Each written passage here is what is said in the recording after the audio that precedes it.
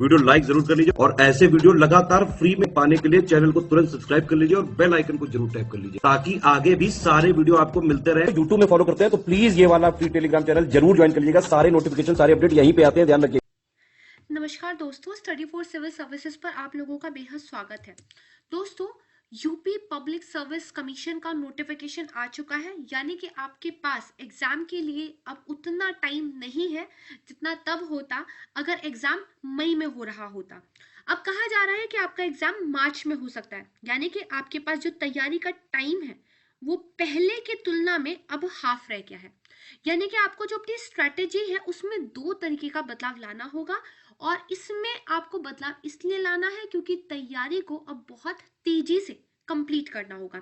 सबसे पहले तो देखिए, आपके एग्जाम का जो नेचर है उसमें आपको फैक्ट्स की तैयारी काफी अच्छे तरीके से करनी होती है, तो कम टाइम है, यानी कि ज्यादा जल्दी ज्यादा फैक्ट्स आपको प्रिपेयर करने होंगे। दूसरा जो इंपॉर्टेंट बदलाव आपको लाना होगा वो है एमसीक्यू की प्रैक्टिस।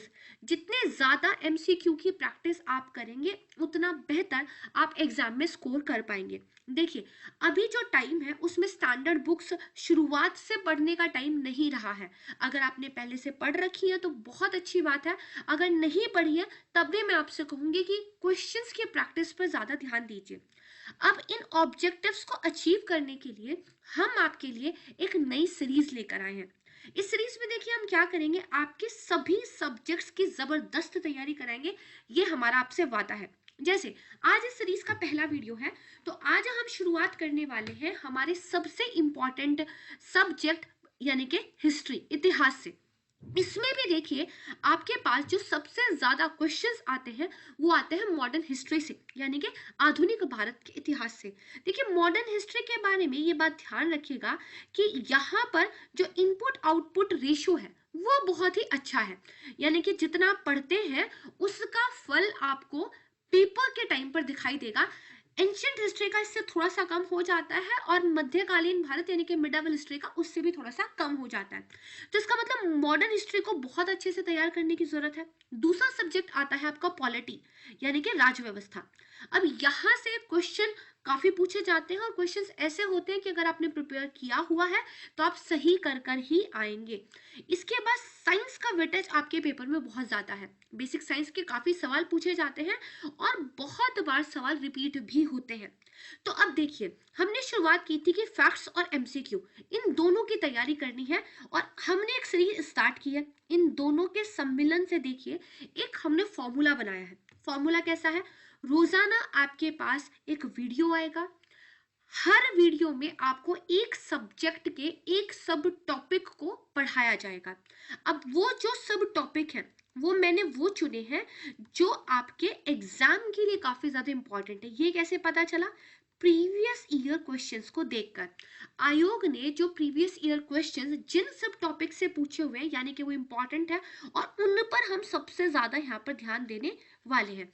फॉर एग्जाम्पल, अगर आज हम मॉडर्न हिस्ट्री पढ़ने वाले हैं तो सबसे पहला सब टॉपिक इसके अंदर आता है the advent of European companies, यानी कि यूरोपीय कंपनियों का आगमन। अब इससे जितने भी पीवाईक्यू आए हैं उनको एनालाइज करेंगे, कुछ नए क्वेश्चंस पढ़ेंगे, कहानी के रूप में इस पर्टिकुलर सब्जेक्ट को समझने की कोशिश करेंगे, काफी सारे फैक्ट्स पर एम्फसाइज करेंगे और बहुत सारे एमसीक्यू की प्रैक्टिस करेंगे। और ये सिर्फ हम मॉडर्न हिस्ट्री के लिए ही नहीं करने वाले हैं, बल्कि पॉलिटी, साइंस, आपका ज्योग्राफी, इसके अलावा एनवायरमेंट, इकोनॉमिक्स, इसके अंदर भी आपका बजट, सर्वे, सेंसस और यूपी स्पेशल और करंट अफेयर्स, इन सबको कवर करेंगे। तो मैंने जो अभी तक आपको बताया इसको समराइज कर लेते हैं। देखिए, पहली बात तो विश्वास कीजिए, ये सीरीज आपको 100% रिजल्ट देगी। एकदम क्वालिटी कंटेंट के साथ यहाँ पर हम पढ़ने वाले हैं। इस सीरीज में हर दिन आपको एक सब्जेक्ट का वीडियो मिलेगा। जैसे आज हम मॉडर्न हिस्ट्री पढ़ेंगे, इसमें हम सब टॉपिक्स को सीक्वेंस वाइज लेकर चलेंगे। जैसे आज हम यूरोपीय कंपनियों का आगमन पढ़ेंगे, जो नेक्स्ट मॉडर्न हिस्ट्री का वीडियो आएगा उसमें जो रीजनल पावर्स है और किस तरीके से ब्रिटिश डोमिनेंस इंडिया पर स्टैब्लिश हो जाता है, किस तरह का एक स्ट्रगल देखने के लिए मिलता है, किस गवर्नर जनरल के टाइम पर क्या क्या इंपॉर्टेंट डेवलपमेंट देखने के लिए मिलती है, वो सारी चीजें पढ़ेंगे। एंड देन आखिर तक जो है हम इस पूरे सब्जेक्ट को कवर करेंगे। सिमिलरली पॉलिटी में भी हम जो है अपना इनिशियली जो सिटीजनशिप वाला चैप्टर है उसको कवर करेंगे, जो फेडरलिज्म या फिर यूनियन का जो कॉन्सेप्ट होता है उसको कवर करेंगे। देन फंडामेंटल राइट्स क्या होते हैं, फंडामेंटल ड्यूटीज क्या है, डीपीएसपी क्या है, इन सबको पढ़ेंगे। Constitutional, non constitutional, statutory bodies, इन सबको कवर करते हुए जाएंगे। इसी तरीके से आपका जो economics, environment, geography, current affair भी मंथली वाइज और यूपी स्पेशल, इसको हम कवर करेंगे। यानी कि हर हफ्ते आपको रोजाना हर दिन एक वीडियो मिलेगा, हर हफ्ते में सारे सब्जेक्ट्स का एक साइकिल पूरा हो जाएगा। पढ़ेंगे कैसे? पहले जो है बेसिकली जिस भी टॉपिक को हम पढ़ने वाले हैं उसकी एक बेसिक अंडरस्टैंडिंग डेवलप करेंगे स्टोरी के फॉर्म में, कुछ इंपॉर्टेंट फैक्ट्स पढ़ेंगे एंड देन एमसीक्यू की अच्छी खासी प्रैक्टिस करेंगे।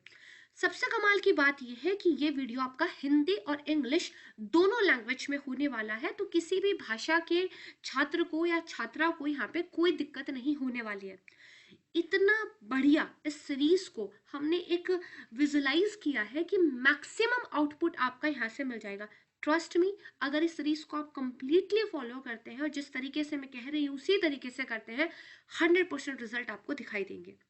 तो चलिए मैं आगे बढ़ूं, इससे पहले मैं आपको ये बता देती हूँ कि आज हम शुरुआत करने वाले हैं आधुनिक भारत का इतिहास यानी कि मॉडर्न हिस्ट्री ऑफ इंडिया से। और यहाँ पे हमारा पहला सब टॉपिक यूरोपीय कंपनियों का आगमन, the advent of European companies, इसको हम पढ़ेंगे।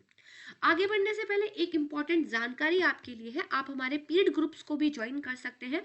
स्क्रीन पर आपको कुछ कॉन्टैक्ट नंबर दिखाई दे रहे होंगे, यहाँ पर आप व्हाट्सएप भी कर सकते हैं और कॉल भी कर सकते हैं। आप यूपी पीएससी के अलावा जो आरओ है, इसके अलावा आपका जो यूपी ट्रिपल एससी है या फिर बिहार का एग्जाम है, उत्तराखंड का एग्जाम है, हरियाणा का एग्जाम है, इनके लिए भी हम कांटेक्ट कर सकते हैं। बहुत ही शानदार टेस्ट सीरीज आपको मिल जाएंगी। जितने ज़्यादा आप एमसीक्यू प्रैक्टिस करेंगे उतना ज़्यादा अच्छा परफॉर्म आप पेपर में कर पाएंगे। अब ये पढ़ने का नहीं, प्रैक्टिस करने का समय जो है यहाँ पर आ चुका है। रिवीजन और प्रैक्टिस, ये दोनों जो वर्ड है ये आप जो है याद रखिएगा। तो चलिए शुरुआत करते हैं। एक बार फिर से आप सभी का बेहद स्वागत है स्टडी फॉर सिविल सर्विसेज में, और नमस्कार आप सभी को। मैं उम्मीद करती हूँ ये सीरीज आपको पसंद आएगी। आज की वीडियो का फीडबैक आप प्लीज कमेंट सेक्शन में शेयर कर सकते हैं। शुरुआत करते हैं।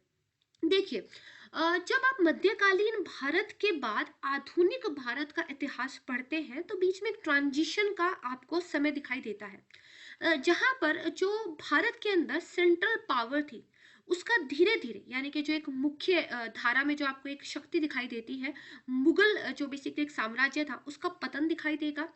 और जो विदेशी ताकतें थी वो धीरे धीरे भारत के अंदर अपना प्रभुत्व, अपना डोमिनेंस एस्टैब्लिश करते हुए आपको दिखाई देंगी।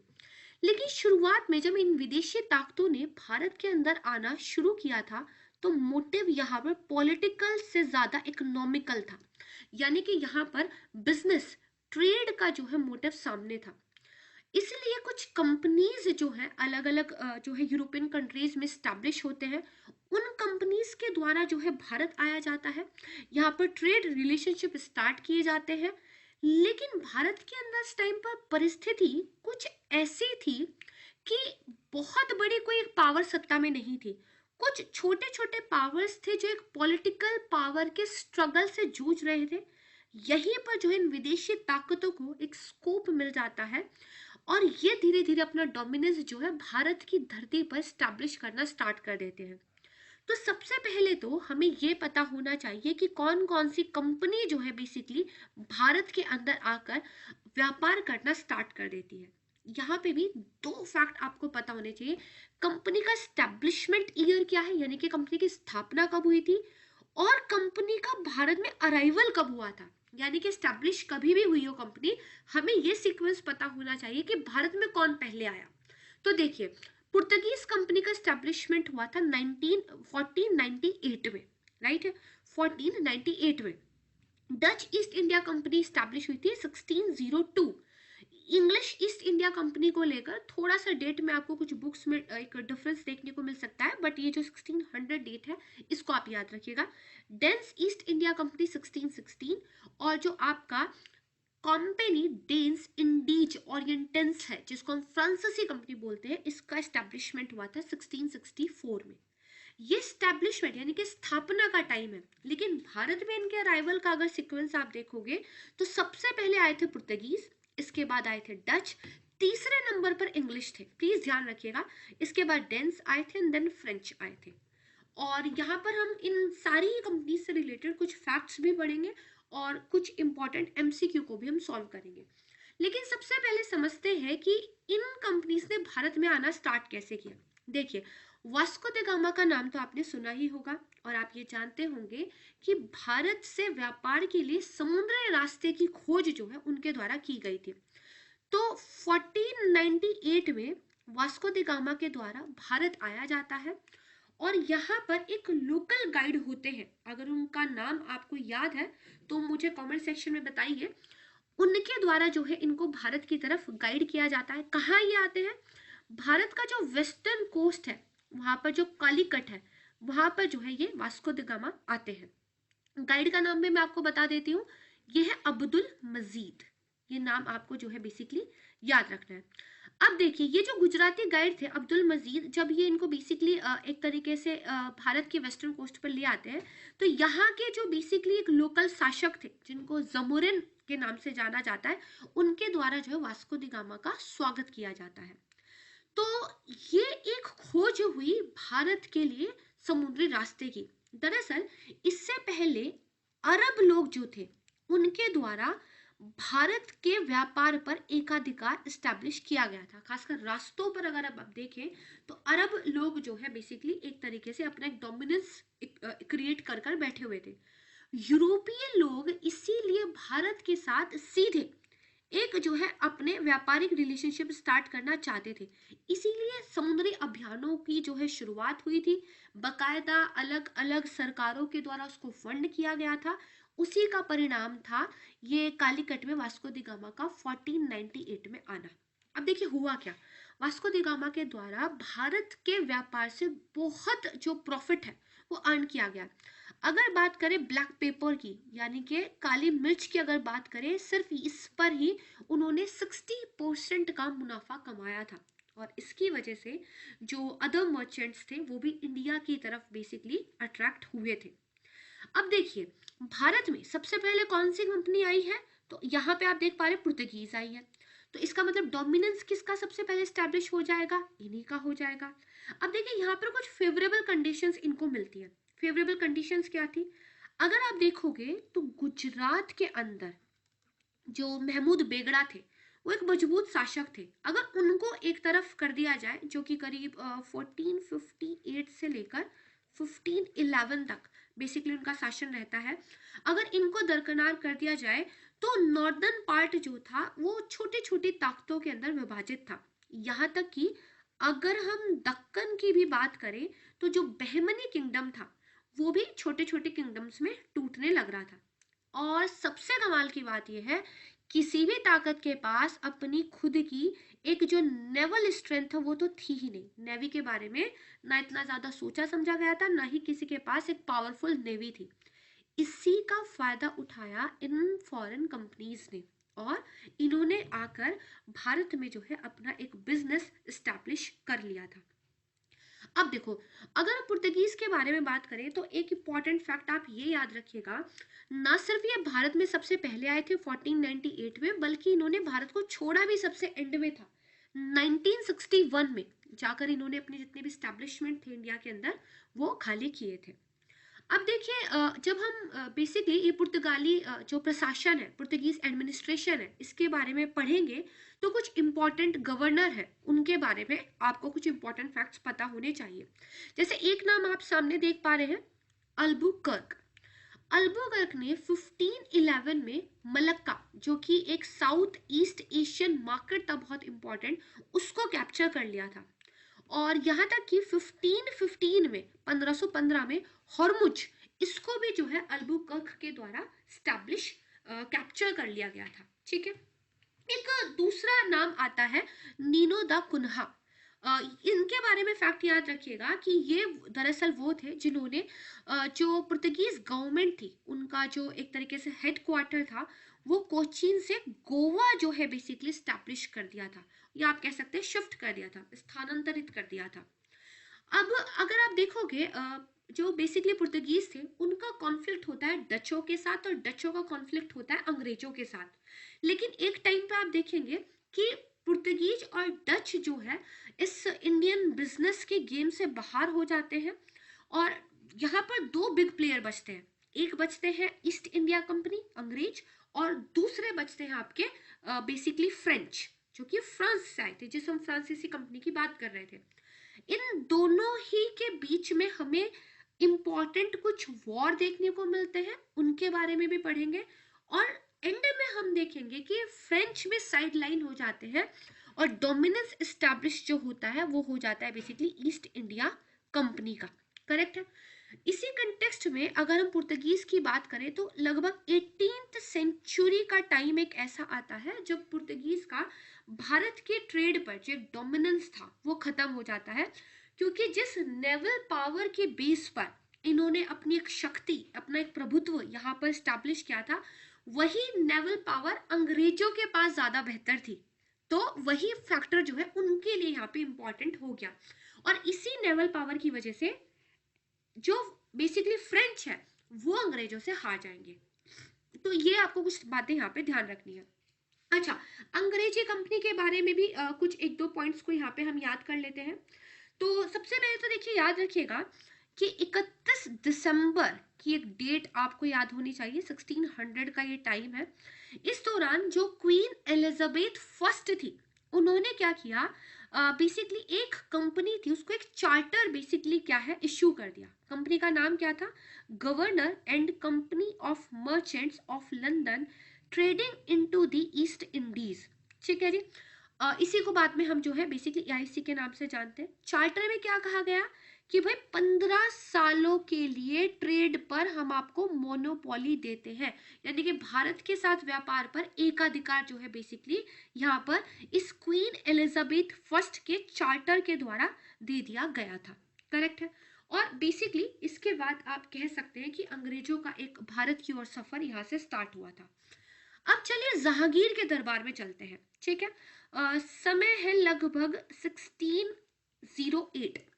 इस टाइम पे देखो क्या था, जहांगीर के दरबार में जो बेसिकली पुर्तगाली लोग थे, इन्होंने काफी आप कह सकते हैं अपना एक प्रभुत्व जमाया हुआ था और इतिहासकार कहते हैं कि एक टाइम पे लगता था कि जहांगीर की धर्म परिवर्तन करने में शायद रुचि है, ऐसा जो है पुर्तगीज पादरियों का मानना था। हालांकि बाद में वो काफी डिसअपॉइंट हुए। तो इसी टाइम पे क्या हुआ, 1608 के टाइम पे एक थे कैप्टन विलियम हॉकिंस, वो अपनी एक शिप थी हेक्टर, इसको लेकर जो है बेसिकली सूरत आए और जहांगीर के दरबार में वो एक चिट्ठी, एक लेटर लेकर आए, किसका, जेम्स प्रथम का, इंग्लैंड के किंग। और बेसिकली उनसे किस बात की परमिशन मांगी कि भाई हमें भारत के साथ व्यापार करने की, बिजनेस करने की एक परमिशन दे दी जाए। लेकिन बहुत ज्यादा सफल नहीं हो पाए थे, ज्यादा बेसिकली रियायतें नहीं ले पाए थे पुर्तगीज बेसिकली डोमिनेंस की वजह से। और बाद में जाकर जो है आप कह सकते हैं उनको कुछ परमिशंस यहाँ पर मिली थी। तो ये एक आप कह सकते हैं स्टोरी आप जान सकते हैं किस तरीके से कंपनीज जो है भारत के अंदर आई थी। अब देखिए, जब आप पुर्तगीज एडमिनिस्ट्रेशन के बारे में पढ़ते हैं तो एक वर्ड याद रखिएगा, विंडो दा फजिंडा, राइट। तो ये वर्ड जो आता है ये आता है उस पर्सन के लिए, उस पोस्ट के लिए जो रेवेन्यू और कार्गो या के लिए रिस्पॉन्सिबल था। तो ये एक फैक्ट है, इसको आपको याद रखना है। डचों के बारे में एक फैक्ट आप याद रखिएगा कि भारत में जो पहली जॉइंट स्टॉक कंपनी, तो जो जॉइंट स्टॉक कंपनी थी इंडिया में, वो डचों के द्वारा जो है यहाँ पे स्टैब्लिश की गई थी। ये आपको एक इंपॉर्टेंट फैक्ट यहाँ पे याद रखना है। करेक्ट है। चलिए अब नेक्स्ट जो हमारा इंपॉर्टेंट यहाँ पे बेसिकली पॉइंट आता है, ये है थर्ड एंग्लो डच वॉर। कब हुआ था, 1672-74 में। यहीं पर एक बैटल ऑफ हुगली, इसको आपने याद रखना है, 1759 में। दरअसल माना जाता है कि डचों के जो भारत के अंदर एम्बिशंस थे, उनकी जो महत्वाकांक्षाएं थी, यहाँ पर एक झटका उनको लग गया था। तो ये बैटल ऑफ हुगली इसी कंटेक्स्ट में जो है याद रखा जाता है। तो बेसिकली यहाँ पे आप देख पा रहे हैं कि जो पुर्तगीज और डच पावर है वो साइडलाइन हो चुकी है और इंग्लिश पावर की स्टैब्लिशमेंट में एक बहुत इंपॉर्टेंट मोड आता है और ये है जब बेसिकली एक मुगल सम्राट फर्रुखशियार के दरबार में एक इंग्लिश मिशन पहुंच जाता है 1715 को। जिसको लीड कर रहे थे बेसिकली जॉन सुरमन। अब देखो जॉन सुरमन ने कुछ फरमान जो है यहाँ पर हासिल किए थे मुगल सम्राट से। देखिए भले ही मुगलों की शक्ति का पतन हो रहा है भारत में, बट अभी भी वो एक सेंट्रल पावर के रूप में जाने जाते हैं और काफी लंबे टाइम तक जाना जाता रहेगा उनको। जैसे जैसे हम पढ़ेंगे तो आपको पता चलेगा। इवन 1857 की क्रांति में भी एक इम्पॉर्टेंट पॉइंट आता है। तो अगर आपको भारत में कुछ भी करना है, अगर आप बिजनेस भी करना चाहते हैं, तो उसको लीगलाइज करने के लिए उस सेंट्रल पावर से परमिशन मिलना बहुत जरूरी है। ये क्या करता है, ये आपको एक बैकिंग देता है। वही अंग्रेज यहाँ पे कर रहे हैं और मुगल सम्राट से उन्होंने कुछ वैल्यूएबल प्रिविलेज यानी कि कुछ विशेषाधिकार ले लिए होते हैं बंगाल, गुजरात और हैदराबाद के कंटेक्स्ट में। इस फरमान को मैग्ना कार्टा ऑफ कंपनी भी कहा जाता है क्योंकि इतना ज्यादा इंपॉर्टेंट है। अब इसमें कुछ इंपॉर्टेंट पॉइंट आपको याद रखने चाहिए। सबसे पहली बात तो देखिए कि कंपनी को ये हक मिल गया कि किसी भी तरह के इंपोर्ट एक्सपोर्ट पर बिना कोई अतिरिक्त शुल्क दिए, बिना कोई एडिशनल कस्टम ड्यूटी दिए आप जो है बेसिकली ट्रेड कर सकते हो। यानी कि आयात निर्यात एक तरीके से क्या है, मुक्त कर दिया गया किसी भी तरह की कस्टम ड्यूटी से। केवल एक उनको क्या करना रहता था, एनुअल पेमेंट करना रहता था जिसकी सेटलमेंट पहले ही हो चुकी थी। करेक्ट है। दूसरा उनको क्या कहा गया, कुछ दस्तक जो है बेसिकली इश्यू करने का एक परमिट उनको मिल गया। अब देखिए माल को अगर एक जगह से दूसरी जगह लेकर जाना है तो बेसिकली क्या करना होगा, या तो आपको कुछ ड्यूटी पे करनी पड़ेगी या फिर आपके पास कोई ऐसा पास हो, कोई ऐसा दस्तक हो जिसके बेसिकली बेस पर आप ले जा सकते हैं। तो ये जो पास है, ये जो दस्तक है, इसको जारी करने की जो एक अथॉरिटी है वो भी अंग्रेजों को मिल गई।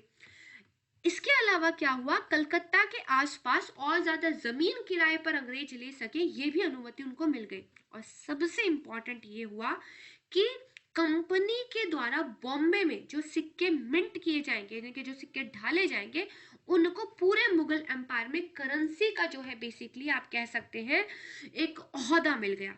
यानी कि बंबई में ढाले गए जो कंपनी के सिक्के होंगे वो पूरे मुगल साम्राज्य में चलन में होंगे। ये बहुत इंपॉर्टेंट है क्योंकि यहाँ पे करेंसी को लेकर अब कुछ विशेषाधिकार जो है कंपनी को मिलने स्टार्ट हो गए हैं। इसको प्लीज याद रखिएगा, इसके बेस पर हम कुछ क्वेश्चन भी सॉल्व करेंगे।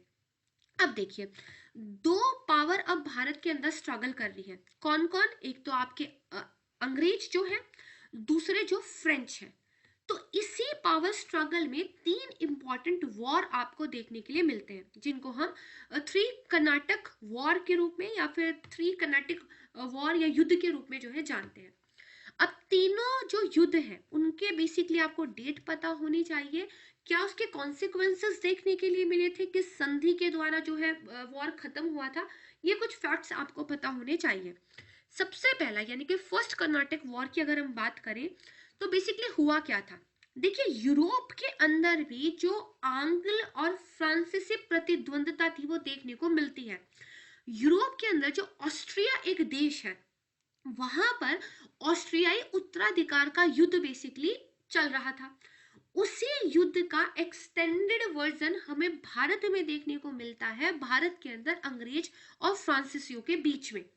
तो ये जो पहला कर्नाटका का युद्ध है आप कह सकते हैं ये ऑस्ट्रियाई उत्तराधिकार युद्ध का ही एक विस्तारित रूप था भारत के अंदर।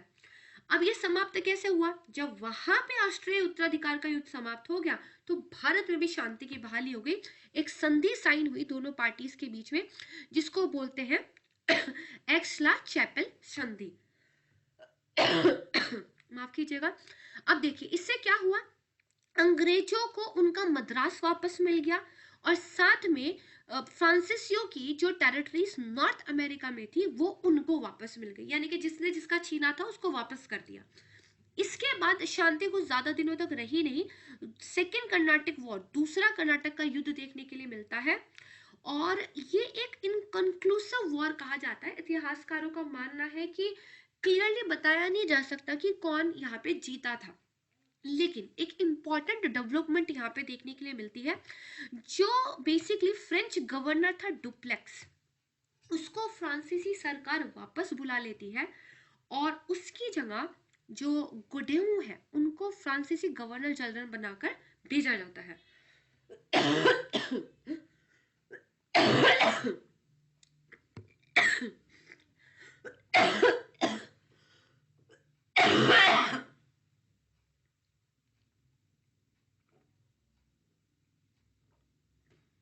भाई ठंड का मौसम काफी ज्यादा हो गया है। चलिए अब यहाँ पे देखिए, ये क्यों एक इम्पॉर्टेंट डेवलपमेंट है। दरअसल माना जाता है इतिहासकारों के द्वारा कि जो डुप्लेक्स है, अगर ये कुछ टाइम के लिए और यहाँ पर रुक जाते और फ्रांसीसी सरकार के द्वारा इनको कुछ फाइनेंशियल सपोर्ट, मिलिट्री सपोर्ट और ज़्यादा दे दिया जाता, तो जो फ्रांसीसियों का एक पतन भारत में देखने को मिलता है, शायद उसकी पिक्चर कोई और होती, और शायद भारत में जो हमें बाद में एक अंग्रेजी प्रभुत्व देखने को मिलता है वो ना मिलता। लेकिन डुप्लेक्स का वापस बुलाना और उनके जगह गोंडेहू को जो है एक फ्रांसीसी गवर्नर जनरल के रूप में भेजना, ये एक बहुत बड़ा मोड़ जो है आंग्ल और फ्रांसीसी संघर्ष में माना जाता है। इसके बाद हमें तीसरा एक वॉर देखने के लिए मिलता है, और जिसके अंदर जो बैटल ऑफ वॉन्डे वॉश है, ये बहुत ज़्यादा एक इम्पॉर्टेंट जो है आप कह सकते हैं बैटल मानी जाती है, क्योंकि कहा जाता है कि यहाँ पे एक जो जीत है अंग्रेजों की फ्रांसीसियों के ऊपर, वो तय हो गई थी। और यहाँ पे भी एक संधि हुई, पेरिस की संधि, द ट्रीटी ऑफ पेरिस, जिसके द्वारा ये जो वॉर है ये भी एंड हो गया। इन तीनों के बारे में आपको इसी तरीके से चीज़ों को याद रखना है। अब देखिए, हमने एक तरीके से जो यूरोपियन पावर्स का भारत के अंदर जो अराइवल था, उसकी कुछ बेसिक अंडरस्टैंडिंग समझ ली है, करेक्ट है। अब इस अंडरस्टैंडिंग के बेस पर हम कुछ एमसीक्यू को आज सॉल्व करेंगे, करेक्ट है। आपने क्या करना है, जिस भी भाषा में आप पढ़ते हैं, हिंदी और इंग्लिश, राइट, दोनों में से जो भी आपको बेहतर लगे उसको देखना है। मेरे साथ एक एक स्टेटमेंट को समझते चलिएगा, सॉल्व करने का ट्राई कीजिएगा। अगर आप सही आंसर कर पा रहे हैं, वेल डन, बहुत अच्छी बात है। अगर मान लीजिए आपको कुछ दिक्कत आती है, तो इस सीरीज का फायदा क्या है, आपकी वो दिक्कत, वो कॉन्सेप्ट, वो फैक्ट जो है यहाँ पर करेक्ट हो जाएगा। तो आप एमसीक्यू के थ्रू क्या है, एक एक सब टॉपिक को यहाँ पे कवर करते हुए चले जाएंगे, राइट। चलिए पहले क्वेश्चन से ट्राई करने का एक बार देखते हैं।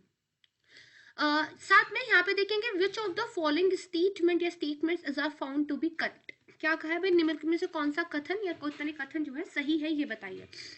देखिए, ये जो स्टेटमेंट वाले क्वेश्चन है ना, इनसे घबराना नहीं है। क्यों? क्योंकि पहली बात तो ये उतने मुश्किल भी नहीं होते, अगर एक एक वर्ड को ध्यान से पढ़ा जाए तो आंसर निकल आता है। दूसरी बात ये है कि आप अगर अब रिसेंट पैटर्न को देखेंगे एग्जाम के, तो उसमें आपको रिसेंट पैटर्न में जो है इस तरह के जो स्टेटमेंट वाले ये क्वेश्चन से ही काफ़ी ज़्यादा देखने के लिए मिल जाएंगे। आप यूपी पब्लिक सर्विस कमीशन या फिर आप बिहार पब्लिक सर्विस कमीशन का जो रिसेंट पेपर हुआ है वो उठा के देख लेंगे, तो आपको ऐसे सवाल देखने के लिए मिलेंगे। तो इस तरह की ही प्रैक्टिस हम यहाँ पे करते हुए चलेंगे, करेक्ट है। चलिए दूसरी इंपॉर्टेंट बात क्या है, अगर करेक्ट पूछा है तो ध्यान रखना है, और अगर नॉट करेक्ट पूछ लिया है तो भी ध्यान रखना है, क्योंकि इसकी वजह से आंसर क्या है भाई, चेंज हो जाता है। और वही होता है कि भाई हमें तो सब पता था फिर भी गलत कराए। तो ये छोटी छोटी गलतियां यहाँ पे नहीं करनी है। चलिए ओके, तो पहली स्टेटमेंट देखते हैं। The English were granted a farman by Aurangzeb in 1691 which exempted the British company from paying custom duties in Bengal. क्या कह रहा है भाई, औरंगजेब के द्वारा अंग्रेजों को एक फरमान दिया गया, कब, 1691 में, जिसके द्वारा जो ब्रिटिश कंपनी थी उसको बंगाल में सीमा शुल्क भुगतान करने से छूट मिल गई। ये सही स्टेटमेंट है, ठीक है। इस वाले फरमान के बारे में तो हमने अभी पढ़ा है 1717 वाले में। ये 1691 वाला औरंगजेब वाला भी काफी ज्यादा महत्वपूर्ण एक फरमान माना जाता है, याद रखिएगा। दूसरा स्टेटमेंट क्या कह रहा है कि मुगल एम्परर जो फर्रुखशियार था उसके द्वारा भी आपको बेसिकली 1717 में एक फरमान मिलता है, जिसमें प्रिविलेज जो है ब्रिटिशर्स को जो दिए गए थे वो बढ़ा दिए गए थे गुजरात और दक्कन में भी। यानी कि भाई क्या है, गुजरात और दक्कन में भी अंग्रेजों को विशेषाधिकार मिल गया। इस फरमान को अभी हमने काफी डिटेल से पढ़ा है, तो ये बिल्कुल सही स्टेटमेंट है। क्या पूछा है, करेक्ट पूछा है, तो आंसर क्या होना चाहिए, सी, यानी कि दोनों, बोथ इसका आंसर होना चाहिए, सही है। तो देखिए इस तरीके से हमने एक फरमान के बारे में पढ़ा था, साथ में दूसरा भी हमने यहीं पे प्रिपेयर कर लिया, करेक्ट। चलो मूव ऑन करते हैं नेक्स्ट क्वेश्चन पे। अगेन स्टेटमेंट पूछी हुई है, दो स्टेटमेंट है। The Second Carnatic War was an offshoot of the Anglo-French rivalry in the Austrian War of Secession. यानी कि भाई जो दूसरा कर्नाटक का युद्ध हुआ था वो जो ऑस्ट्रियाई उत्तराधिकार युद्ध में एंग्लो फ्रांसीसी प्रतिद्वंदता चल रही थी उसका परिणाम था। अभी हमने तीनों कर्नाटक युद्ध के बारे में डिटेल से पढ़ा है, आप बताइए ये सही है या गलत है। दूसरा स्टेटमेंट कह रहा है कि जो ट्रीटी थी आपकी एक्सले चैपल, राइट, उसके द्वारा जो है ये ऑस्ट्रियन सक्सेशन का जो वॉर था ये एंड हुआ और ब्रिटिशर्स के द्वारा मद्रास को रीऑक्युपाइड कर लिया गया था, यानी कि मद्रास फिर से अंग्रेजों को मिल गया था। देखो दूसरी स्टेटमेंट बिल्कुल ठीक है, मैंने कहा था ना जो फ्रांसीसी थे उनको नॉर्थ अमेरिका में उनके एरियाज वापस मिल गए थे, अंग्रेजों को उनका मद्रास वापस मिल गया था। और संधि कौन सी थी? एक्सले चैपल। लेकिन ये किस युद्ध की बात कर रहे हैं हम? द्वितीय कर्नाटक युद्ध की नहीं, ये प्रथम कर्नाटक युद्ध की, फर्स्ट कर्नाटक वॉर की हम यहाँ पे बात कर रहे हैं। और ये जो फर्स्ट कर्नाटक वॉर था यही जो है आपके ऑस्ट्रिया उत्तराधिकार युद्ध का एक आप कह सकते हैं विस्तार भारत में देखने को मिलता है। सिर्फ एक सेकेंड वर्ड की वजह से जो है ये वाला जो आपका स्टेटमेंट है क्या हो जाता है? गलत। केवल ये स्टेटमेंट ठीक है। करेक्ट पूछा है, हाँ जी करेक्ट कौन सा है? ओनली वन, केवल एक, पहला जो है हमारा इसमें आंसर होना चाहिए। मूव ऑन करते हैं नेक्स्ट टॉपिक पर। थर्ड क्वेश्चन है हमारा, अगेन स्टेटमेंट पूछी हुई है दो। कहा है Francisco de Almeida snatched Goa from Yusuf Adil Shah. भाई एक फ्रांसीसी गवर्नर फ्रांसिस्को द अल्मेदा के बारे में बताया हुआ है कि यूसुफ आदिल शाह से गोवा छीन लिया था। फिर अभी पढ़ा था ना कोचीन से गोवा मुख्यालय जो है बेसिकली ट्रांसफर हुआ था, राइट, शिफ्ट हुआ था। तो कुछ उसी से रिलेटेड एक और फैक्ट। दूसरी स्टेटमेंट क्या है कि to establish Portuguese authority in the Indian Ocean Afonso de Albuquerque rendered the blue water policy. कि भाई हिंद महासागर में जो पुर्तगाली अधिकार है उसको स्थापित करने के लिए अनदर एक फ्रांसीसी पुर्तगीज गवर्नर का नाम लिखा हुआ है, अफोंसो बोल दीजिए और अल्फांसो बोल दीजिए, दो तरीके से नाम मिल जाएगा।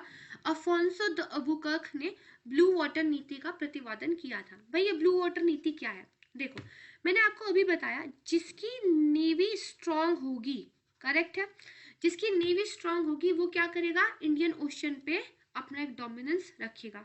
नेवल पावर आपकी स्ट्रांग होनी चाहिए। तो यहाँ पे एक पुर्तगीज गवर्नर ने ये कहा कि अगर हम अपनी नेवल पावर को स्ट्रांग रखेंगे तो बेसिकली हिंद महासागर पर फिर हमारा एक अथॉरिटी स्टैब्लिश हो जाएगा। बट ये कहा किसने था? ये कहा था फ्रांसिस्को द अल्मेदा ने, करेक्ट है। अच्छा, गोवा को किसने छीना था? गोवा को जो छीना था वो छीना था अल्बुकर्क ने। तो ये दोनों स्टेटमेंट दरअसल इंटरचेंज करके यहाँ पर लिखी गई है, तो इस तरीके से दोनों ही गलत हो जाती है। और सही क्या है? ये नाम आप जो है यहाँ पर और ये नाम यहाँ पे डाल दीजिएगा तो फिर ये दोनों स्टेटमेंट ठीक हो जाती है। दोनों ही इंपॉर्टेंट है। तो क्या पूछा है? करेक्ट पूछा है। करेक्ट हमारा एक भी नहीं है, तो आंसर क्या होना चाहिए? नन हमारा यहाँ पर कोई भी नहीं आंसर होना चाहिए। ठीक है, तो इस तरीके से ध्यान रखना है। फोर्थ क्वेश्चन की तरफ मूव ऑन करते हैं। During the Portuguese period, which Portuguese governor is associated with abolition of sati? बहुत इंपॉर्टेंट। देखो सती प्रथा के बारे में हम फिर पढ़ेंगे जो माउंट बेटन की बात आ जाएगी काफी आगे चलकर। लेकिन ये जो बेसिकली हम पुर्तगीज एडमिनिस्ट्रेशन की बात करते हैं तब भी एक इम्पॉर्टेंट फैक्ट आता है कि भाई कौन सा वो पुर्तगाली गवर्नर था जिसका संबंध सती प्रथा के उन्मूलन से है। चार के नाम आपके सामने यहाँ पर दिए गए हैं, जल्दी से बताइए भाई कौन है इसका आंसर? कमेंट सेक्शन में जो है मुझे आपको इसका आंसर बताना है, ठीक है। तो इसका आंसर आप मुझे कमेंट सेक्शन में देंगे फोर्थ क्वेश्चन का, करेक्ट है। मूव ऑन करते हैं नेक्स्ट क्वेश्चन पर। चलिए, और मान लीजिए अगर आंसर नहीं पता है तो जो कल वीडियो आएगी उसमें मैं आपको बता दूंगी, तब तक ट्राई कीजिएगा। Okay, fifth question, with reference to the entry of European powers into India, which one of the following statement is not correct? क्या पूछ लिया है इस बार भाई? ये पूछा है कि यूरोपीय शक्तियों जो भारत में आई हैं तो कौन सा कथन सही नहीं है, आपको ये बताना है। सबसे पहला स्टेटमेंट क्या है?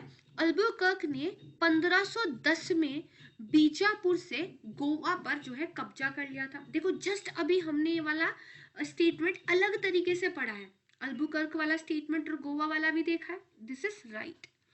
East India company established their first temporary factory at Masulipatnam, यानी कि ईस्ट इंडिया कंपनी ने पहला अस्थायी कारखाना मसूलीपट्टनम में स्थापित किया था। इन 1613 English established their first permanent factory at सूरत, भाई आपका 1613 में अंग्रेजों ने सूरत में अपना पहला अस्थायी कारखाना स्थापित किया।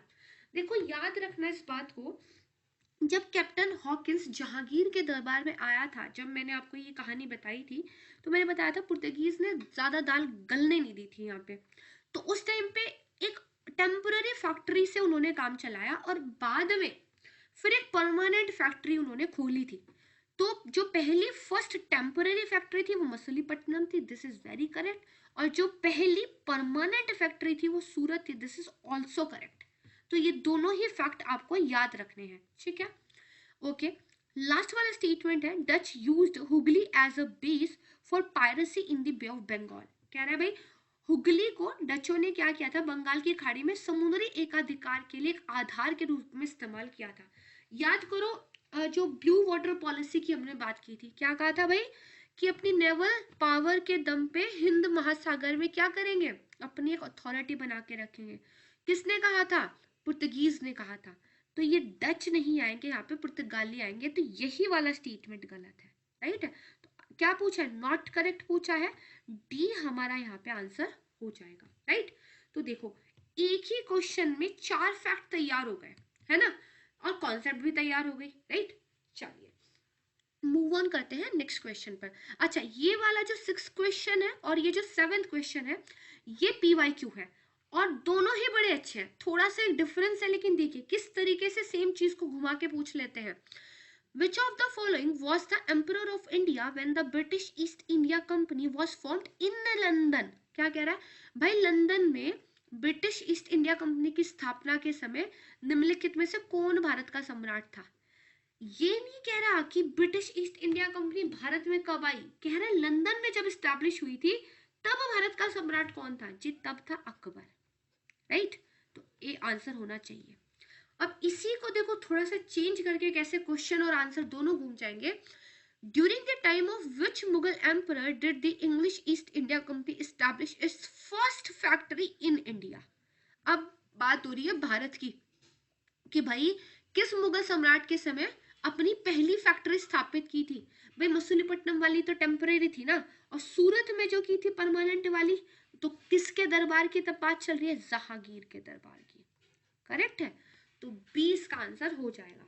इसीलिए कहा जाता है कि PYQ को बहुत ही ध्यान से तैयार कीजिए, रिपीट होते हैं बार बार, भले थोड़ा ट्विक करके पूछे बट पूछते जरूर है, राइट। चलिए मूव ऑन करते हैं नेक्स्ट टॉपिक पर।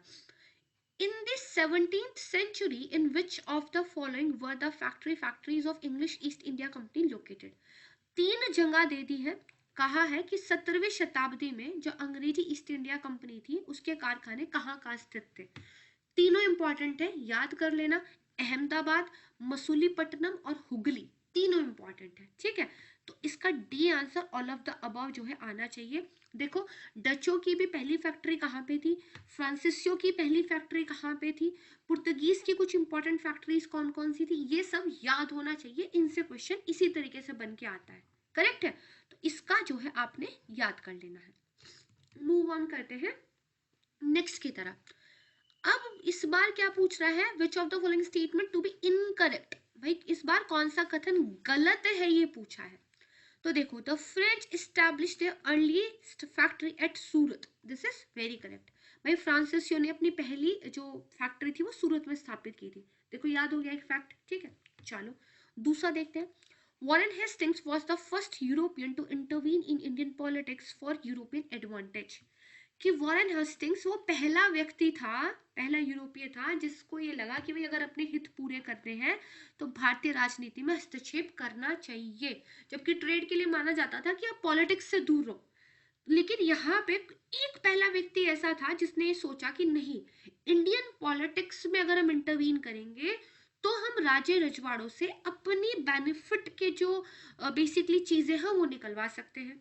लेकिन वॉरेन हेस्टिंग्स तो बहुत बाद में आएंगे, अभी तो भाई क्लाइव जो है भारत के अंदर ऑलरेडी आए हुए हैं, राइट। तो ये जो वॉरेन हेस्टिंग्स है, ये अगर सही आंसर ना भी पता हो तो कम से कम इतना तो पता है कि अभी तक वॉरेन हेस्टिंग्स की बारी तो आई ही नहीं है, तो ये गलत है ना। देखो, वैसे तो जो डुप्लेक्स है उसके बारे में भी हिस्टोरियंस जो है कहते हैं कि इंडियन पॉलिटिक्स में इंटरवीन करके फायदा लेने का जो कॉन्सेप्ट था उन्होंने शुरू किया था। बट क्लाइव का एक नाम आता है क्योंकि उन्होंने क्लियरली ये समझा था कि जो उत्तराधिकार के युद्ध भारत में होते हैं, यदि किसी एक पार्टी के दावे को सपोर्ट कर दिया जाए और फिर उनको अपनी जो है सैन्य ताकत एक दी जाए, तो बाद में उनसे ट्रेड को लेकर और फैक्ट्रीज को स्टैब्लिश करने को लेकर और ड्यूटी फ्री बिजनेस के लिए काफी ज्यादा क्या है कंसेशन लिए जा सकते हैं, बहुत ज्यादा एडवांटेज उनसे लिए जा सकते हैं। तो ये बेसिकली एक शुरुआत हुई जहां से इन विदेशी कंपनियों का दखल जो है भारत की राजनीति में देखने को आपको मिलता है। इनकरेक्ट पूछा है, इनकरेक्ट हमारा कौन सा स्टेटमेंट है, दूसरा, तो ओनली 2 आंसर हो जाएगा। देखो, इनकरेक्ट पूछा है तो बी आंसर है, और वहीं अगर करेक्ट पूछ लिया होता तो आंसर हमारा फिर चेंज हो जाता, राइट। चलिए मूव ऑन करते हैं नेक्स्ट क्वेश्चन पे। देखो, एक बार जिन्होंने अभी वीडियो ज्वाइन किया उनको मैं बता दूं कि हम बेसिकली कर क्या रहे हैं। एक न्यू सीरीज हमने स्टार्ट की है आज से। आज हम मॉडर्न हिस्ट्री से जो है बेसिकली यहाँ पे शुरुआत कर चुके हैं, करेक्ट है, क्योंकि इससे सबसे ज्यादा क्वेश्चन आते भी हैं और वो किए भी जा सकते हैं। यहाँ पे हम पहले कुछ फैक्ट्स को पढ़ेंगे, स्टोरी के तरीके से कुछ कॉन्सेप्ट को कवर करेंगे, उसको समझेंगे, एंड देन यहाँ पे हम एमसीक्यू की प्रैक्टिस करेंगे। एमसीक्यू की प्रैक्टिस करने का भी हमारा जो ऑब्जेक्टिव यहाँ पे है वो अपना रिवीजन है, ज़्यादा से ज़्यादा फैक्ट्स को याद करना है, कॉन्सेप्ट को समझना है। ये आज की बात हो गई। कल की जो क्लास होगी उसमें कौन सा सब्जेक्ट कवर होगा भाई, पॉलिटी कवर होगी इन अ सिमिलर फैशन। इसके बाद फिर तीसरा सबसे इंपॉर्टेंट सब्जेक्ट साइंस है, कोई कैसे भूल सकता है।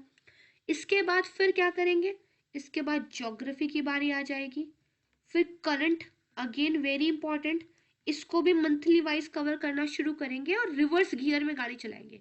यानी कि अगर आपका जो अभी कौन सा मंथ चल रहा है, जनवरी, तो हम दिसंबर का पहले करंट पढ़ेंगे, देन उसके बाद नवंबर अक्टूबर, इस तरीके से चलेंगे, करेक्ट है।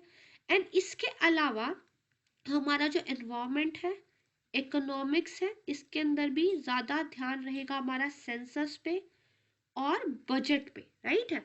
एंड देन कुछ मिसलेनियस टॉपिक होते हैं, देन हमारा यूपी स्पेशल, इसको भी सिमिलर फैशन में कवर करते हुए चलेंगे। तो एक भी दिन वीडियो मिस नहीं करनी है और लाइक करना है, इसको ज़्यादा से ज़्यादा शेयर कीजिए और भाई प्रॉमिस कर लीजिए PYQ और MCQ की प्रैक्टिस आप ज़बरदस्त तरीके से करना स्टार्ट कर देंगे। Trust me, this is the mantra अगर आप अपने एग्जाम को क्रैक करना चाहते हैं।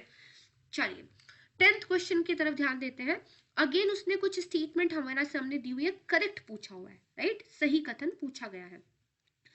One major cause of French failure in India was their weak naval strength. देखो, चाहे ब्लू वाटर पॉलिसी की बात कर लो या फिर ये कह लो कि कोई भी भारतीय ताकत इन विदेशी ताकतों के सामने टिक क्यों नहीं पाई थी, सबसे पहला पॉइंट निकल के आता है नौसैनिक शक्ति। जिसकी नेवल स्ट्रेंथ ज्यादा, उसने समुद्र पे जो है अपना एकाधिकार करना है। And this is one of the reason कि जो फ्रांसीसी थे वो अंग्रेजों के सामने कमजोर पड़ गए थे। तो ये बिल्कुल सही बात है ना। दूसरा कह रहा है the Europeans obtain the best shora saltpetre opium from Bengal, कि यूरोपीय लोग जो है बंगाल से सर्वोत्तम शोरा सॉल्ट पीटर अफीम प्राप्त करते थे। ये भाई गलत है, बंगाल नहीं था, क्या था, बिहार था, है ना, बिहार था, करेक्ट है। बीपीएससी के लिए भी इंपॉर्टेंट हो गया। तो क्या पूछा है, करेक्ट पूछा है, करेक्ट हमारा ओनली 2, यानी कि केवल 2 आंसर यहाँ पे हो जाएगा, ठीक है जी, इसको ध्यान रखिएगा। अच्छा, अब आपने यहाँ पे क्या होमवर्क है, पुर्तगीज के द्वारा इसी तरीके से कुछ चीजों के व्यापार को फेमस किया गया था। डचों के द्वारा भी भारत से किसी एक पर्टिकुलर चीज के व्यापार को फेमस किया गया था। कुछ नई चीजों को इनके द्वारा शुरू किया गया था भारत में, उनके बारे में आपने थोड़ा यहाँ पे पढ़ के रखना है, ठीक है। चलिए, अच्छा नेक्स्ट क्वेश्चन बहुत शानदार क्वेश्चन है, मैच द फॉलोइंग वाले जो ऐसे आपके क्वेश्चन आते हैं, ठीक है जी, उनको यहाँ पे हमें क्या है बेसिकली करना है। अच्छा, ईयर मैं इनके आपको बताऊंगी बाद में, फिलहाल आप जो है इनको देखिए। औरंगजेब के नाम के सामने लिखा है कि भाई उन्होंने इंग्लिश को फरमान दिया था बंगाल में ट्रेड करने का। पॉसिबली सही है, लेकिन क्या इससे बेहतर कुछ दिया है? देखते हैं। शाह सूजा जो कि बंगाल का सूबेदार था, उसके सामने लिखा हुआ है कि उसने फरमान दिया था इंग्लिश कंपनी को ट्रेड करने के लिए। कैसा ट्रेड? बंगाल के अंदर ड्यूटी फ्री ट्रेड। ठीक है, चलो। अब फखरुद्दीन शाह के बारे में क्या दिया हुआ है? उसने भी एक फरमान दिया जिसको मैग्ना कार्टा कहा जाता है, जिसने काफी सारे जो ट्रेड कंसेशंस थे वो दे दिए थे। अब कौन सा किसके साथ मैच होता है? देखो, औरंगजेब ने एक ऐसा फरमान दिया था जिसमें duty free trade basically allow कर दिया गया था। ठीक है जी। शाह सूजा की बात करें तो उसने परमिशन दे दी थी कि हाँ ठीक है, आप जो है बंगाल में अपना ट्रेड स्टार्ट कर सकते हो। और ये मैग्ना कार्टा तो हम ऑलरेडी अच्छी तरीके से पढ़ चुके हैं, ये इसके साथ करेक्ट मैच होगा। तो हमारा बेसिकली ए के साथ आना चाहिए बी, 2 के साथ ए और 3 के साथ सी, यानी कि हमारा ये जो है बेसिकली यहाँ पर आंसर एक हो जाएगा। ठीक है जी, इसको ध्यान रखिएगा, दिस इज वेरी इंपॉर्टेंट। इनके ईयर के बारे में भी हम बात करेंगे। मूव ऑन करते हैं हम अपने नेक्स्ट क्वेश्चन पर। What were the key factors contributing to the French failure in India during the colonial era? अब देखो, बेसिकली ये फैक्चुअल क्वेश्चन नहीं है, ये कॉन्सेप्चुअल क्वेश्चन है। कैसे भाई? जब आप मॉडर्न हिस्ट्री पढ़ोगे, जैसे हमने बात की पुर्तगीज सबसे पहले आए, फिर हमने बात की थी कि कौन सी वो फेवरेबल कंडीशंस थी जिन्होंने पुर्तगीज को अपना डोमिनेंस क्रिएट करने में हेल्प की थी, कि भाई नॉर्दर्न पार्ट में कोई ऐसी सेंट्रल पावर नहीं थी, नेवल पावर नहीं थी किसी के पास, है ना। सिमिलर फैशन में कुछ फैक्टर्स ऐसे थे जहां पर फ्रांसीसी मात खा गए थे बट अंग्रेजों को बेनिफिट था। जैसे अगर हम बात करें ईस्ट इंडिया कंपनी की, तो आप कह सकते हो मोटे मोटे तौर पे एक प्राइवेट कंपनी की तरह थी, राइट। मतलब इसमें जो इन्वेस्टर्स ने काफी इन्वेस्टमेंट की थी, उसकी अपनी खुद की फाइनेंशियल बैकिंग काफी बेहतर थी, राइट। दूसरा, जो अंग्रेजी सरकार थी वो इस कंपनी को लेकर लिबरल थी। ठीक है, शुरू में पता ही है 15 साल के लिए भाई मोनोपोली वाला चार्टर दे ही दिया था, करेक्ट है। और तो और इसको जो है बेसिकली जो कमर्शियल इंसेंटिव्स भी मिलते थे ना, कि भाई अच्छा ट्रेड करोगे तो आपको अच्छा बेनिफिट मिलेगा, है ना, वो भी मिलते थे, राइट। वही इसके अपोजिट अगर आप फ्रांसीसी कंपनी के बारे में देखोगे, पहली बात तो उस पर सरकारी नियंत्रण भी था। वहां के जो एक मंत्री थे, आप पढ़ेंगे, उनका बहुत बड़ा रोल था फ्रांसीसी कंपनी के एस्टेब्लिशमेंट में। दूसरा आप देखोगे कि फ्रांसीसियों का यूरोप के अंदर काफी ज्यादा आप कह सकते हैं एक इंटरेस्ट, एक इन्वॉल्वमेंट देखने के लिए मिलता है। तो कई बार यूरोप के वॉर को उन्होंने ज्यादा जो है बेसिकली विटनेस दिया, और ज्यादा रिसोर्सेज, ज्यादा मिलिट्री पावर, ज्यादा फाइनेंशियल पावर वो भारत में नहीं दे पाए थे अपनी कंपनी को। तो इसकी वजह से आप देखोगे कि जो सेकंड कर्नाटक वॉर हुआ था, जहां पे युद्ध के बढ़ते हुए खर्चों से परेशान होकर जो सरकार थी उसने डुप्लेक्स को वापस बुला लिया था, करेक्ट है। जबकि कहा जाता है उसको कुछ अगर और सहायता दे दी जाती तो may be picture would be different, correct है। तो ये कुछ ऐसे कारण थे जिसकी वजह से जो फ्रांसीसी थे उनको विफलता का सामना करना पड़ा था, करेक्ट है। चलिए मूव ऑन करते हैं नेक्स्ट क्वेश्चन पे। यहाँ पे आपको 3 स्टेटमेंट दिए गए हैं पानीपत के जो 3 बैटल थे उनको लेकर। बहुत ही प्यारा क्वेश्चन है, बहुत इंपॉर्टेंट है। देखो, जब आप मॉडर्न हिस्ट्री पढ़ते हो, जो 3rd बैटल ऑफ पानीपत है, इसको एक टर्निंग पॉइंट माना जाता है। माना जाता है कि ये एक ऐसी बैटल थी जिससे ये नहीं साबित हुआ कि कौन अब भारत पर राज करेगा, बट इससे ये साबित हो गया कि कौन भारत पर राज नहीं करेगा। और आप कह सकते हैं वाटरशेड मूवमेंट की तरह इसको हिस्टोरियंस जो है देखते हैं। तो तीसरा जो बैटल है पानीपत का, ये इंपॉर्टेंट है, इसके कॉन्सिक्वेंसेस आपको पता होना चाहिए। इसीलिए क्वेश्चन में क्या किया है, तीनों पानीपत की लड़ाई और उनके रिजल्ट को लेकर जो है यहाँ पे आपको स्टेटमेंट दी गई है। और सबसे ज्यादा ध्यान दीजिएगा कि इनकरेक्ट पूछा गया है, राइट। यानी कि आपको यहाँ पे क्या है, इनकरेक्ट बताना है। और बेसिकली इससे जो है क्वेश्चन के आंसर पर बहुत बड़ा चेंज आ जाएगा। चलिए देखते हैं। अब पहला बैटल ऑफ पानीपत के बारे में बोला गया है कि the first battle of Panipat led the foundation of Mughal empire by ending the rule of Delhi Saltanat. यानी कि पानीपत की पहली लड़ाई ने दिल्ली सल्तनत के शासन को समाप्त करके मुगल साम्राज्य की नींव रखी, है ना। दूसरा स्टेटमेंट है second battle of Panipat decided in favour of the continuation of the Mughal rule, यानी कि पानीपत की दूसरी लड़ाई ने मुगल शासन को जारी रखने के पक्ष में निर्णय लिया। देखो पहला वाला बिल्कुल ठीक है, यहाँ से मुगल साम्राज्य की एक नींव रखी गई थी। और दूसरा जो युद्ध था ये पता चल गया था कि जो अकबर का शासन है उसको भी चुनौती नहीं दी जा सकती है। तीसरा, जो थर्ड बैटल ऑफ पानीपत था उसने क्या किया, put an end to the Maratha ambition of ruling over India, यानी कि मराठाओं की एक जो महत्वाकांक्षा थी भारत पर शासन करने की उसको एंड कर दिया था। और जैसा कि मैंने आपको बताया कि ये नहीं पता चला कि कौन शासन करेगा, बल्कि ये पता चल गया कि भाई कौन नहीं करेगा। तो मराठा जो उस टाइम पे एक पावर के रूप में निकल कर आ रहे थे, उनका जो दिल्ली को लेकर एक सपना था वो यहाँ पे थर्ड बैटल ऑफ पानीपत से टूट जाता है और इसीलिए इसको बहुत बड़ा टर्निंग पॉइंट जो है माना जाता है। अब देखो ये तीनों ही स्टेटमेंट क्या है, करेक्ट है, ठीक है, लेकिन पूछा क्या गया है, इनकरेक्ट, यानी कि आपसे गलत पूछा गया है। तो आंसर हमारा क्या हो जाएगा, नन, क्योंकि गलत एक भी नहीं है, तीनों सही है, करेक्ट है। चलिए मूव ऑन करते हैं हमारे नेक्स्ट क्वेश्चन पर। आसान है, बैटल ऑफ वांटीवाश के बारे में पूछा गया है और मैंने आपको अभी बताया कि 3 कर्नाटका के युद्ध जो है आंग्ल और फ्रांसीसियों के बीच में जो है देखे गए थे। और वांटीवाश की जो ये एक लड़ाई थी इसमें बेसिकली क्या है, अंग्रेजों ने फ्रांसीसियों को हरा दिया था। तो सी जो है इसका आसानी से आंसर हो जाएगा। देखो इसी तरीके से छोटे छोटे फैक्ट्स आपको पहले से याद होंगे, कुछ नए फैक्ट्स इन वीडियोस के जरिए आपको याद हो जाएंगे, एमसीक्यू की प्रैक्टिस हो जाएगी, एक कहानी की तरह से रिवीजन हो जाएगा, तो ओवरऑल आपके सब्जेक्ट्स इससे तैयार हो जाएंगे। ठीक है, बस स्पीड से हमें पढ़ते जाना है क्योंकि दिन हमारे पास कम है और सिलेबस बहुत ज़्यादा रिवाइज करना है। तो रोज़ाना वीडियो आएगी, मिस नहीं करेंगे, स्पीड से पढ़ेंगे, मेहनत करेंगे। ओके, लास्ट क्वेश्चन देखते हैं। The last subedar of Bengal who was appointed by Mughal emperor. अब देखो यहाँ पे ये नहीं पूछा गया कि बंगाल का लास्ट सूबेदार कौन था, नहीं, क्वेश्चन है कि भाई मुगल एम्परर के द्वारा इंडिपेंडेंटली, है ना, किसको जो है बंगाल के सूबेदार के रूप में अपॉइंट किया गया था, नियुक्त किया गया था। देखो मुगल राजा जो है ना, मुगल सम्राट जो है अभी भी आप कह सकते हैं आपको देखने के लिए मिल जाएगा 1857 तक भी, राइट है, लेकिन उसकी पावर तब खत्म हो चुकी है। लेकिन ये तब का क्वेश्चन पूछा जा रहा है जब इतनी पावर है कि सूबेदार को अभी भी क्या है, मुगल सम्राट जो है अपनी मुहर वगैरह लगा के जो है नियुक्त कर रहा है। उसके बाद जो है ये इंडिपेंडेंट हो जाएंगे और मुगल सम्राट की एक जो आप कह सकते हैं पावर है वो बहुत कम इनके ऊपर अब रह जाएगी। तो बहुत आसान इसका आंसर है, मुझे कमेंट सेक्शन में बताइएगा कि भाई कौन से वो जो है सूबेदार थे बंगाल के जिसको इंडिपेंडेंटली जो है मुगल एम्परर के द्वारा अपॉइंट किया गया था। अगर मान लीजिए आंसर नहीं पता है तो कल जो है मैं आपको वीडियो में बता दूंगी।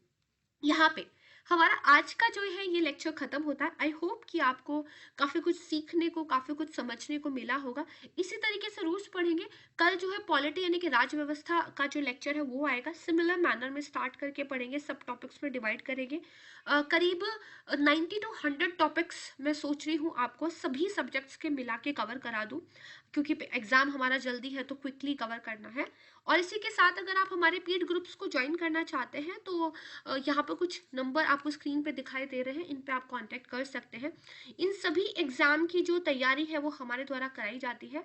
कंटेंट आपको मिल जाएगा, पीडीएफ्स आपको मिल जाएंगे, और आप चाहे तो जो हमारा एक टेलीग्राम ग्रुप है स्टडी फॉर सिविल सर्विसेज, इसको भी ज्वाइन कर सकते हैं। एंड यस, टेस्ट सीरीज को नहीं भूलना है, this is very important. Test series मतलब एमसीक्यू की प्रैक्टिस और साथ में पीवाईक्यू का साथ लेकर चलना है। ठीक है, आई होप कि ये जो आपको सीरीज है बहुत ज़्यादा हेल्प करेगी।